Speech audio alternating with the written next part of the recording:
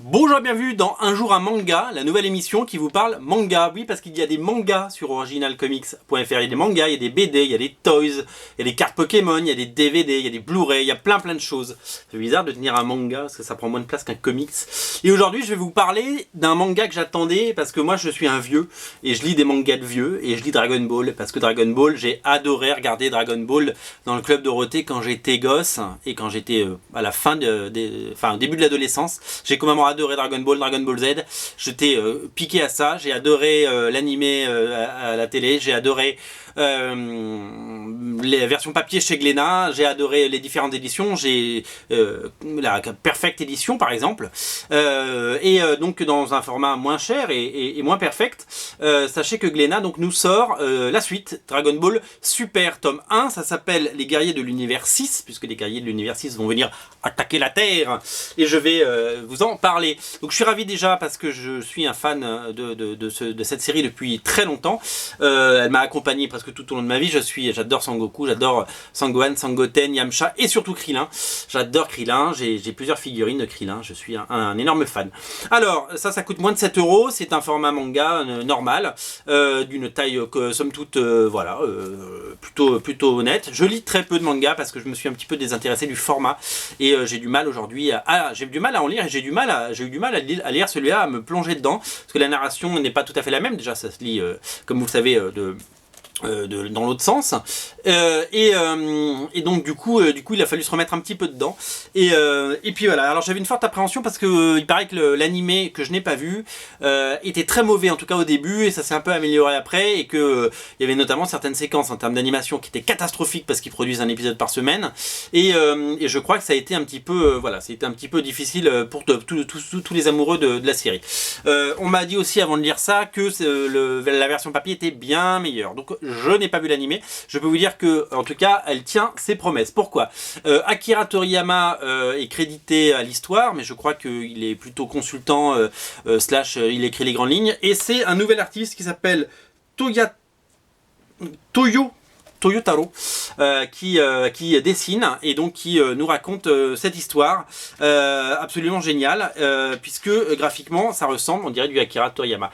Moi j'aime pas trop quand j'aime un style de dessin, que ce soit en comics ou en manga ou en BD, j'aime bien que ce soit hyper raccord et j'ai du mal quand un dessinateur essaie de faire parce que c'est souvent moins bien. Là on a vraiment l'impression que c'est Akira Toriyama qui a dessiné, c'est complètement dans la continuité.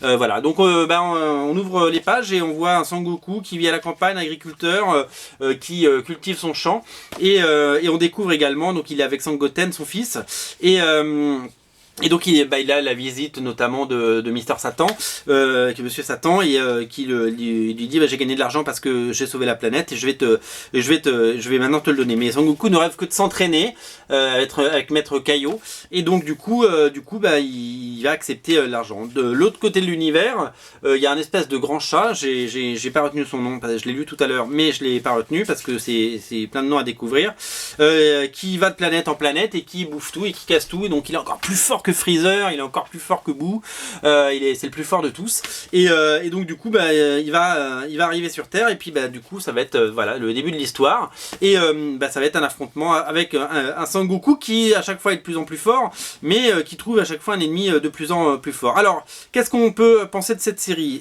D'abord il y a un côté Madeleine de Proust parce qu'on a un plaisir fou à retrouver tous les personnages, puisqu'on a le retour de Trunks, on a le retour de Yamcha, on a le retour de Bulma, on a le retour de Krillin, de Vegeta, on les retrouve tous un par un et moi j'ai une véritable nostalgie. Il y a le retour de ça par exemple, du Kamehameha. Et donc voilà, là on a Vegeta par exemple. Vegeta, ça a très longtemps été mon personnage préféré et j'ai même aujourd'hui en figurine Funko Pop. Et donc ça va nous embarquer dans cette nouvelle aventure et cette nouvelle saga.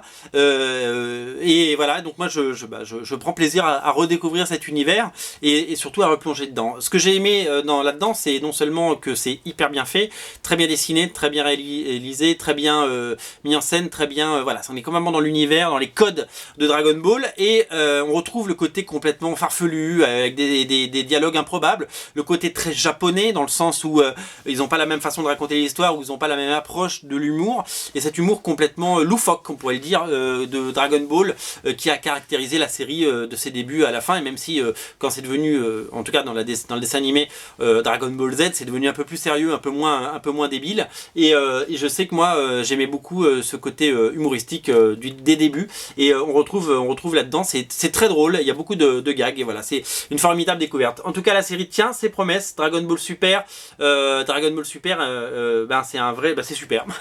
Moi j'ai adoré, et vivement la suite.